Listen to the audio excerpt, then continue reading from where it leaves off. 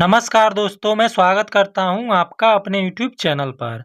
आज हम इस वीडियो में अम्ल, क्षार और लवण में विभिन्न प्रकार के सूचक तथा उनका अम्लीय या क्षारीय विलयन में बदलाव के बारे में पढ़ेंगे। तो सबसे पहला जो होता है वह होता है लिटमस पेपर। तो लिटमस पेपर के बारे में पढ़ते हैं। लाइकेन पौधे से प्राप्त किया जाता है। जो लिटमस पेपर होता है वह लाइकेन पौधे से प्राप्त किया जाता है। अम्लीय विलयन में यह लाल हो जाता है। जो लिटमस पेपर होता है जब हम उसे अम्ल में डालते हैं तो उसका रंग लाल हो जाता है और क्षारीय विलयन में नीला हो जाता है, और जब उसे क्षारीय विलयन में डाला जाता है तो नीला हो जाता है।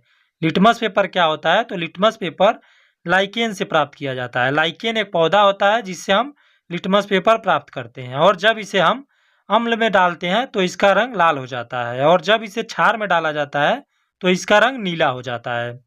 दूसरा देखते हैं हल्दी। तो यह भी एक सूचक का काम करता है। अम्लीय माध्यम में पीला और क्षारीय माध्यम में लाल रंग बदलती है। जो हल्दी होती है जब हम इसे अम्ल में डालते हैं तो इसका रंग पीला हो जाता है, और जब इसे क्षार में डाला जाता है तो इसका रंग लाल हो जाता है। तीसरा जो सूचक होता है लाल गोभी का रस।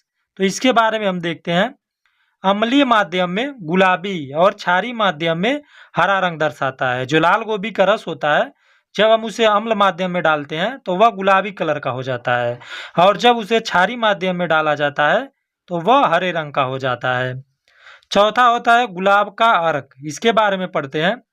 अम्लीय माध्यम में लाल और क्षारीय माध्यम में हरा रंग दिखता है। यानी जो गुलाब का अर्क होता है जब उसे हम अम्लीय माध्यम में डालते हैं तो उसका रंग लाल हो जाता है, और जब उसे क्षारीय माध्यम में डाला जाता है तो उसका रंग हरा हो जाता है। पांचवा होता है फिनोलेफ्थलीन। अम्लीय माध्यम में रंगहीन रहता है और क्षारीय माध्यम में गुलाबी हो जाता है। फिनोलेफ्थलीन जो होता है जब उसे हम अम्ल माध्यम में डालते हैं तो उसका रंग रंगहीन हो जाता है, और जब उसे क्षारीय माध्यम में डाला जाता है तो उसका रंग गुलाबी हो जाता है। छठवां जो होता है वह होता है मिथाइल ऑरेंज। अम्लीय माध्यम में लाल और क्षारीय माध्यम में पीला होता है।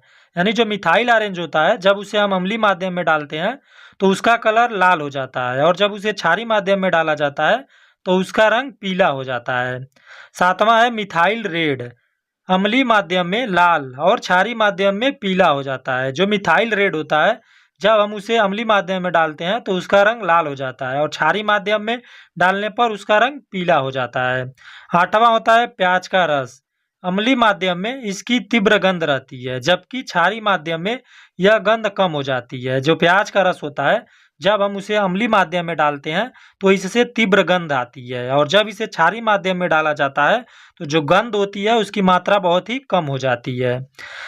9 वाला होता है लौंग का तेल। क्षारीय माध्यम में गंध बदलता है। यानी जो लौंग का तेल होता है जब हम उसे क्षारीय माध्यम में डालते हैं तो उसका गंध बदल जाता है।